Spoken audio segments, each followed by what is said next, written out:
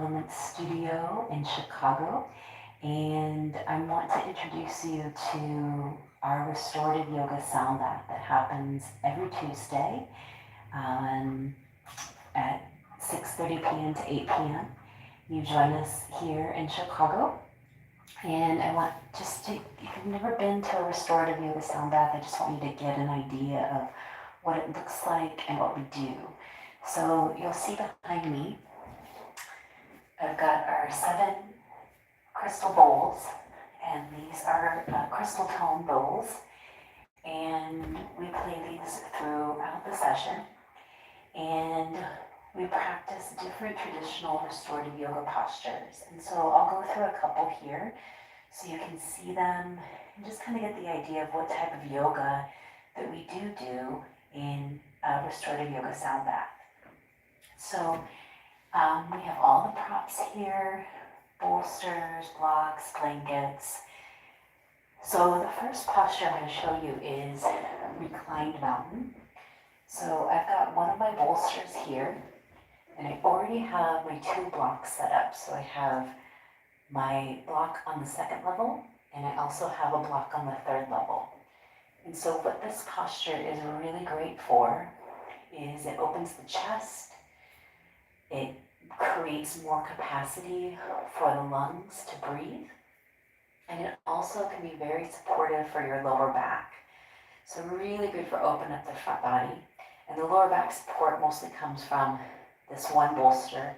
And sometimes I encourage people to put 2 bolsters if you're really needing some lower back support. So how we get into this is we're going to bring our legs up on top of the bolster like this, and then just reach back for a block. And I like to put this first block underneath the shoulder blades and the 2nd block underneath the head. And then your arms are going to just rest out to the sides, palms facing up. And so we stay in each of these postures for about 5, 7, sometimes 10 minutes. And I'll offer different cues, such as reaching one arm a little longer and then the other, just to start to bring a little more balance into the body. Maybe extend one leg and then the other, just to make sure that we have enough space. And I'll usually offer a breath pattern, focusing on breathing in through your nose, exhaling out the mouth, and really just focusing on feeling the support of the props that we're using, and noticing the breath, noticing where you can give yourself a little more support. And also maybe throughout the body, maybe you can put something down. Maybe there's something you're carrying it within the body that you can give yourself permission to just put it down. And then when we're ready to come out of this posture, we walk our feet towards our hips. Sometimes I cue to move the knees from side to side. And then we would just roll to the side, letting the legs lead, torso follow, catch your head. And then we'd use our hands to slowly come up to setting. Just letting our head come up last. So that's one. And then I'll just show you one more. This is called supported child's pose, or supported twisted child's pose. And I'll just show you one side. So we're going to keep that bolster. We're going to just rotate it. So the short end is toward you. You might take a block. You might take another bolster. I'm going to show with the other bolster. I'm going to sit on the side of my right hip, really close to that bolster that's in front of me. And then I'm going to just lay down. Now for some, the head might feel like it's kind of hanging forward. So if that's you, you might bring one of your blocks on the first level underneath the bolster. And that's going to just help bring the bolster up to you. so it doesn't feel like you're leaning so far to the ground. Now for some, if your back feels like it wants to twist, you might press the palms down, lift the torso up, and look to the opposite side, away from the knees.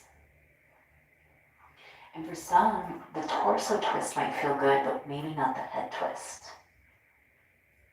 And we'd stay here, relaxing the chest towards the ground.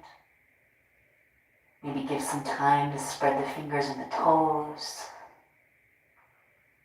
And then tuning into that breath pattern, inhaling through your nose, exhaling out your mouth.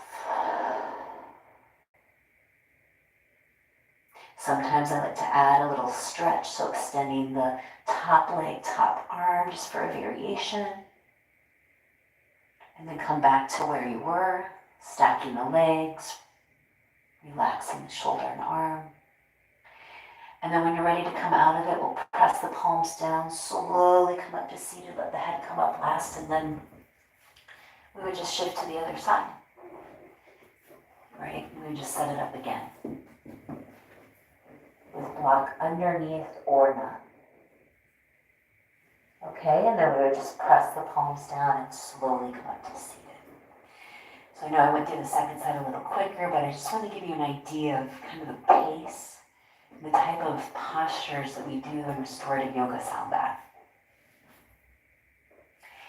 And then in front of me, I got the 7 quartz crystal bowls.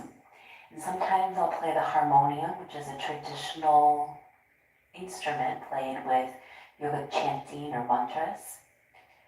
And then sometimes I'll play the tinkshas or the kartals. I don't have them out with me right now. Those are just the little chimes, just to kind of break up the energy. So I'll just play the bowls a little bit so you can get an idea of what that's like.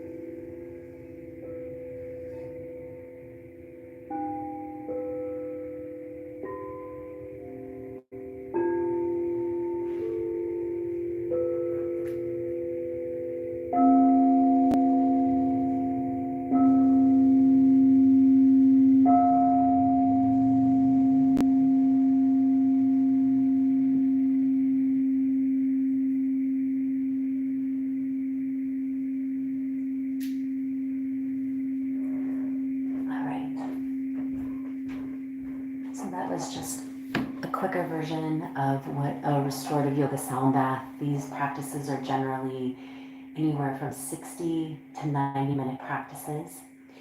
And usually the benefits, it helps people with their sleep. It helps with their nervous system. And sometimes it also helps people release any muscle tension or stress. And most people have reported it just helps bring some balance into their day, their week, and their full life. So thank you for letting me share that with you. I do hope you join me for a restorative yoga sound bath sometime in Chicago. I do travel and teach, so if you would like this class or restorative yoga teacher training, send me a message. I've got my details listed below. And I look forward to sharing this practice with you. Have a great day.